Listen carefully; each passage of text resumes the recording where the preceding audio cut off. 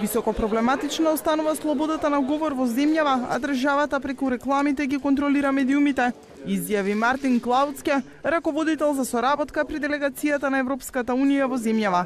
Забелишките ги соопшти на завршната конференција на проектот за зајакнување на капацитетите на регулаторите во телекомуникациите и медиумите, на која беа присутни првите луѓе на Агенцијата за електронски комуникации Роберт Ордановски, Агенцијата за аудиовизуелни медиумски услуги Зоран Трајчевски, но присутна беше и заменик министерката за информатичко општество и администрација Марта Арсовска-Томовска.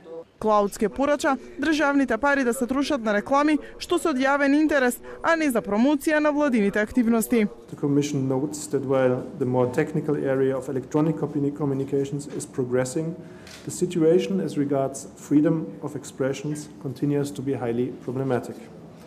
There's indirect state control of media output through government advertising. As regards public advertising, the transparency provisions in the law on audio and audiovisual media services should be respected in full, and greater care needs to be taken to ensure that public funds are used to provide information of genuine public interest rather than to promote government activities.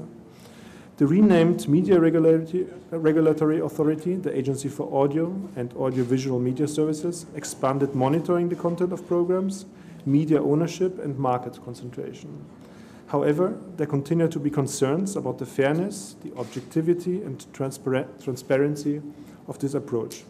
Its political and financial independence and that of the public service broadcaster is not yet firmly established. Нетранспарентното трошење на јавните пари за финансирање на медиумите беше посочено како една од главните причини за падот на медиумските слободи во земјава во последното истражување од Сдруженијето на новинари.